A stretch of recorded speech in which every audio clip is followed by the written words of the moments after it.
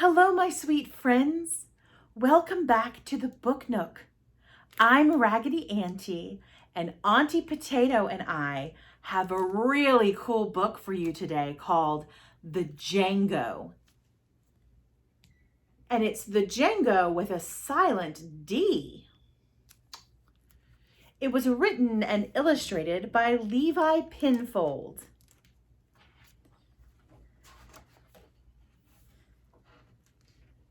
And it's written, according to Levi, for Ma and Pa. So let's see what this Django is all about. Once, I met a Django. A what? A Django. It's like a thing, a sort of it, a kind of cozzler that always seems to find trouble. It was standing inside our house one day, staring at Papa's banjo. "Wow, lovely," it said.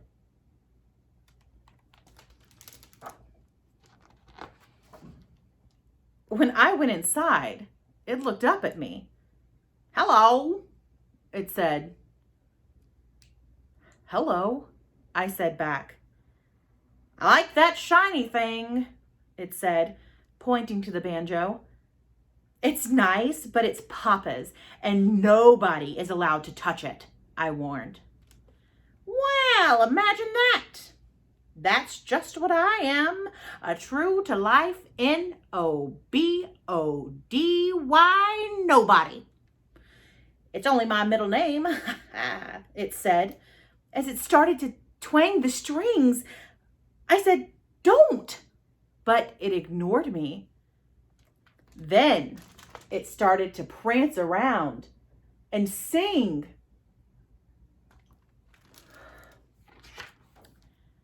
As it sang, it twanged some more.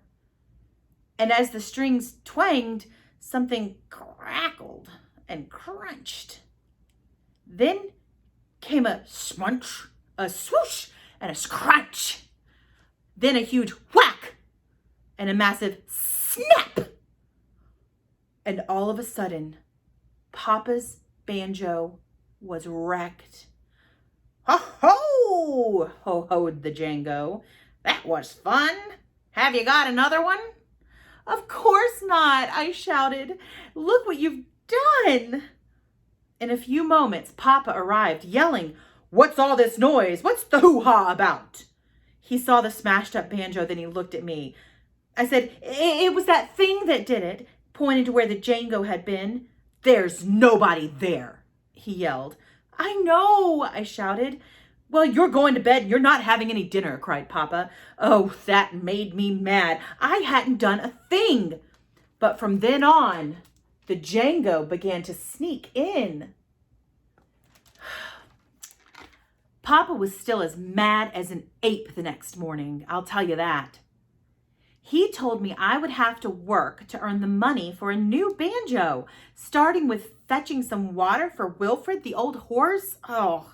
So off I went through the trees and down to the waterside. When I got there, I started to fill up my pail.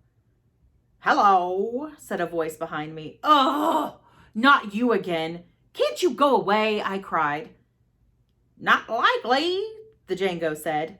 "I'm always around. What are we doing today?" "Well, I'm doing extra chores because of you." I snapped and stomped off with a full water pail. I went the long way back to the camp, a really screwy path, and I thought I'd lost that horrible little grot snobbler after that. I was wrong. As I carried the pail to Wilfred, that tricksy little Django's face popped out of the bucket. Then, before I could move, it opened its trap, letting out an almighty ear-scrunching yell, a monstrous, massive gobble-o, gobble-o! Poor old Wilfred didn't know what to think, so he reared up on his hind legs and ran for it. It took ages to find him and calm him down. And guess who got the blame? Me. Certainly not that thug, that scallywag, the Django.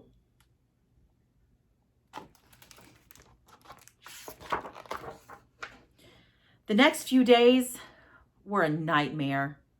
The Django got worse and worse.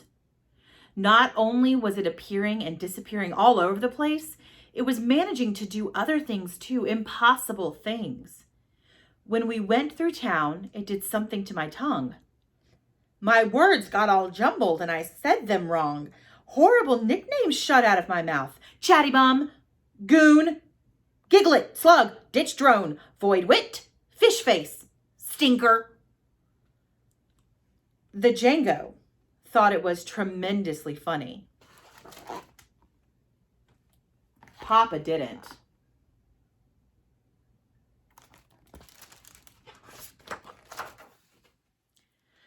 The day after that, we moved on.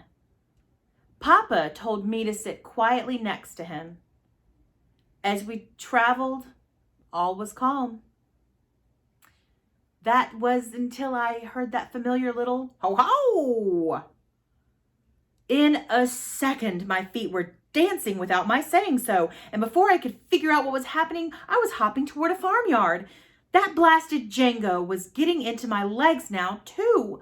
I jigged my way into the pigsty, toe-tapped on the tractor, hoofed it on the cow field, and got down with the geese. What a palaver. Now I had both a cross farmer and a fuming papa on my hands.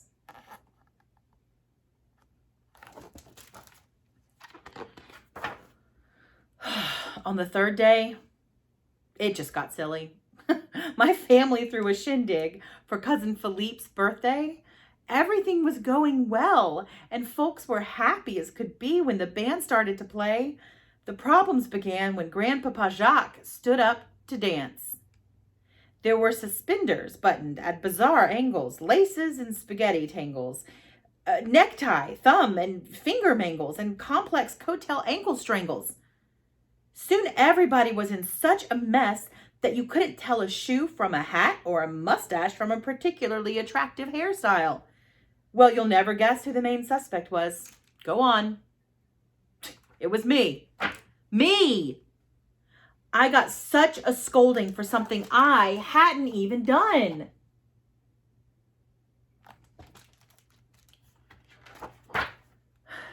Then I was sent straight to bed. The Django was already there when I arrived, chuckling. That was it. I exploded. You rotten peanut, you squirt, you spoofing little weaselo. Can't you understand? I don't like your jokes. Nobody likes your jokes. You don't belong here. Go somewhere else. There was silence. The Django had stopped chuckling. There was more silence. And then a very small voice came from under the sheets. But where would I go? It asked. I don't know. Wherever you were before. I just go away and leave me alone.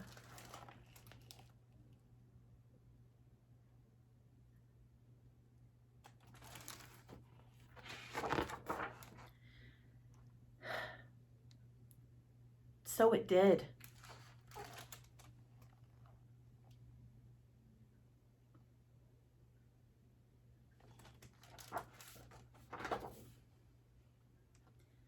I woke up the next morning expecting something to happen. I waited for a ho-ho as I did my chores. I listened for a gobble-o, gobble-o when I fed Wilfred. By the time supper came, I was ready for a disaster. But nothing happened. At all.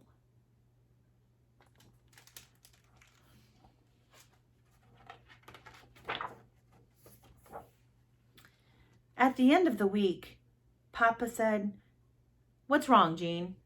You're sad as a pike." "Nothing," I said.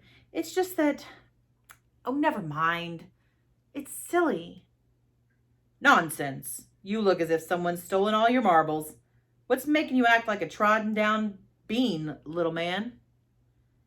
Well, you know the Django? Oh, said Papa. I shouted and it went away. And I think I kind of liked it, really. I feel bad that I hurt its feelings, but now it won't come back for me to say sorry.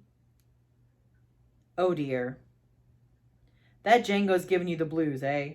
Well, I think I've got something that might help to fix that, said Papa, pulling a big something wrapped tightly in layers of newspaper out of his bag. Go on, said Papa. Open it. It's yours.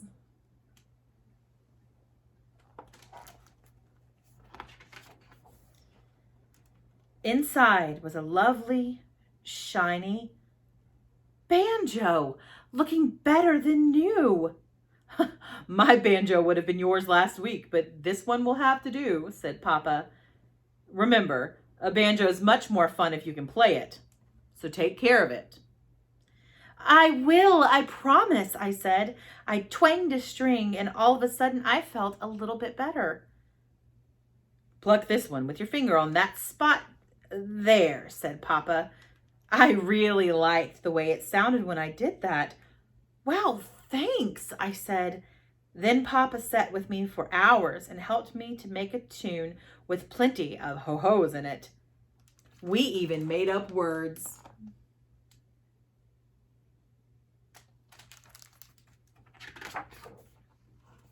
They went, ho, ho, gobble-o, nobody's there. If a Django's the trouble-o, you'd better beware.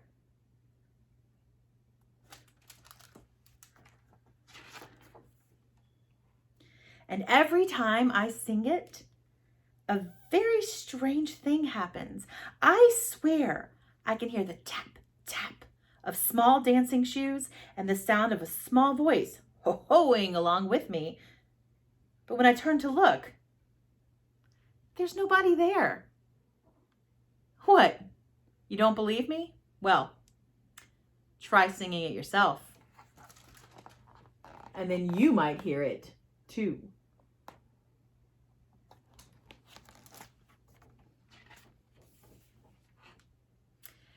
So from Levi Pinfold, the author, he says that this book is partly inspired by Django Reinhardt. And if you don't know who he was, this is what he looked like. What an elegant mustache, I hear you cry. And you're right. But this man wasn't simply a master of mustache scissors. He was also a very talented jazz musician. He loved music from the time he was very young to the time he was grown, and he was the extraordinary person in this story. Do you have a spirit for music and dancing and maybe a little bit of mischief in you? Then you've got a Django. Thank you for reading this book with me, and I hope you all stay happy, stay healthy, and keep reading.